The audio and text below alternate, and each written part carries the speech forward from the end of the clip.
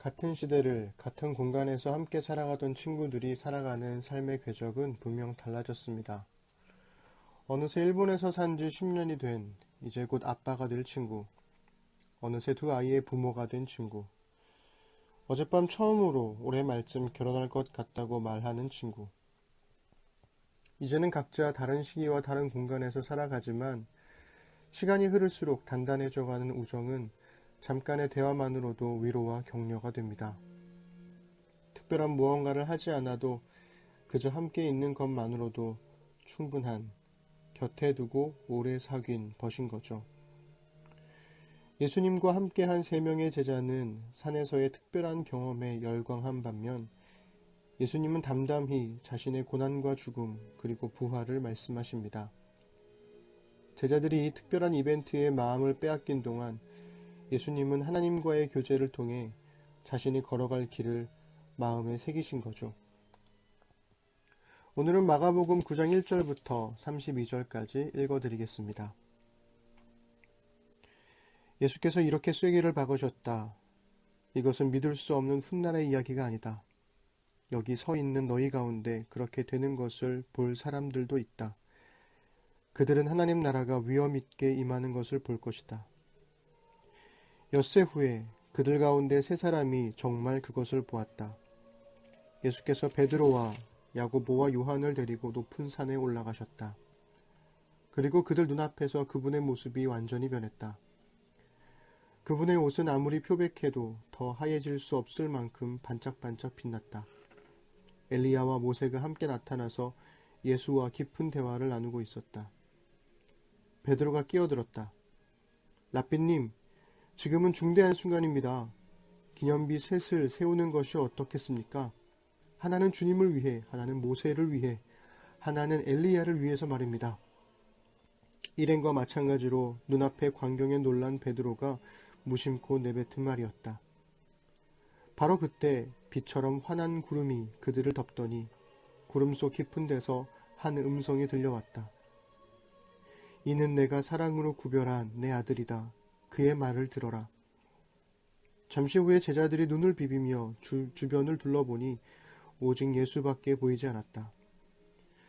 산을 내려오면서 예수께서 그들에게 비밀을 지킬 것을 엄히 명하셨다. 너희가 본 것을 아무에게도 말하지 마라. 그러나 인자가 죽은 자들 가운데서 살아난 뒤에는 말해도 좋다. 그들은 죽은 자들 가운데서 살아난다는 것이 도대체 무슨 말인지 몰라 고개를 갸우뚱거렸다. 중간에 제자들이 물었다. 종교학자들은 왜 엘리야가 먼저 와야 한다고 말합니까? 예수께서 대답하셨다. 과연 엘리야가 먼저 와서 인자가 올 때를 위해 모든 것을 준비한다. 사람들이 이 엘리야를 업신여겼고 사람들이 인자도 똑같이 업신여길 것이다. 인자는 성경에 기록된 대로 심한 고난과 천대와 멸시를 받을 것이다. 그들이 산을 내려와 다른 제자들에게 돌아오니 주위에 큰 무리가 보이고 종교학자들이 제자들에게 따져 묻고 있었다. 예수를 보자마자 무리 가운데 반가운 기운이 일었다. 사람들이 달려와서 그분을 맞이했다. 예수께서 물으셨다. 무슨 일이냐? 왜 이렇게 소란스러우냐? 무리 가운데 한 남자가 대답했다. 선생님, 귀신 때문에 말을 못하는 제 아들을 선생님께 데려왔습니다. 귀신이 사로잡을 때마다 아이가 바닥에 거꾸러져 입에 거품을 물고 이를 갈면서 막대기처럼 굳어집니다. 선생님의 제자들에게 구해주기를 바라고 말했지만 그들은 하지 못했습니다. 예수께서 말씀하셨다. 하나님을 모르는 이 세대여, 내가 같은 말을 몇 번이나 해야 하느냐? 얼마나 더 참아야 하느냐? 아이를 이리 데려오너라. 그들이 아이를 데려왔다.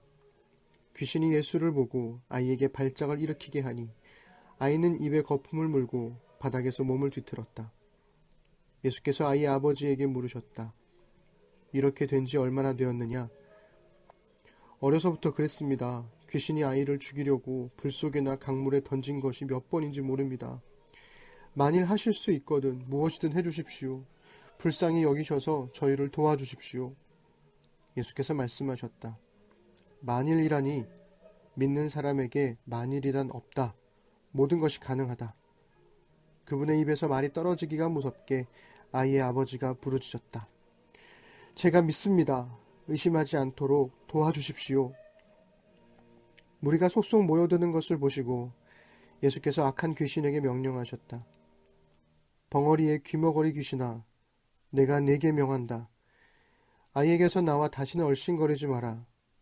귀신은 고함을 지르고 마구 몸부림치면서 나갔다. 아이는 송장처럼 핏기가 없어졌다. 그러자 사람들이 아이가 죽었다고 말하기 시작했다. 그러나 예수께서 아이의 손을 잡아 일으키시자 아이가 일어섰다. 집에 돌아온 뒤에 제자들이 예수를 붙들고 물었다. 왜 저희는 귀신을 쫓아내지 못했습니까? 예수께서 대답하셨다. 이런 귀신은 기도가 아니고는 쫓아낼 수 없다. 그들은 거기를 떠나서 갈릴리를 지나갔다. 예수께서는 제자들을 가르치고 싶으셔서 아무에게도 일행의 행방을 알리지 않으셨다. 예수께서 그들에게 말씀하셨다. 인자는 하나님과 관계하기를 원치 않는 사람들한테 넘겨줄 것이다. 그들이 인자를 죽일 것이다. 죽은 지 사흘 후에 인자는 다시 살아날 것이다. 제자들은 무슨 말씀인지 몰랐으나 묻기도 두려웠다. 왜 저희는 귀신을 쫓아내지 못했습니까? 이런 바보 같은 질문은 뭘까요? 병고침이나 축기와 같은 기적은 사람의 능력이 아님을 왜 모르는 걸까요? 사람은 그저 하나님이 일하시는 통로이자 도구일 뿐임을 왜 모르는 걸까요? 기도가 아니고는, 즉 하나님과의 관계를 기초로 한 요청이 아니고는 안 되는 겁니다. 산 위에서 예수님의 변화를 목격한 3명의 제자들이나 산 아래에서 귀신 들린 아이를 고치지 못한 나머지 제자들이나 하나같이 특별한 사건에 집중하고 있습니다. 그러나 예수님은 제자들에게 자신의 고난과 죽음 그리고 부활에 대해 말씀하시죠. 예수님은 하나님과 대화하듯 제자들과도 대화하고 싶었지만 제자들은 대화보다는 기적을 맛보고 누리고 싶었던 것 같습니다. 예수님은 우리에게 영광의 소망에 이르게 될 고난의 길을 함께 걷자고 말씀하시는데요.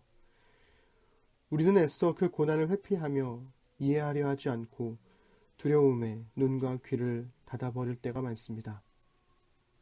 그러나 만약 당신이 오늘 걷는 고난의 길을 주님과 함께 걷는다면 그 길은 결코 고난으로 끝나지 않을 겁니다. 부활의 주님이 소망으로 인내하도록 오늘을 살게 하실 겁니다. 곁에 두고 오래 사귄 벗처럼 당신을 위해 기도합니다.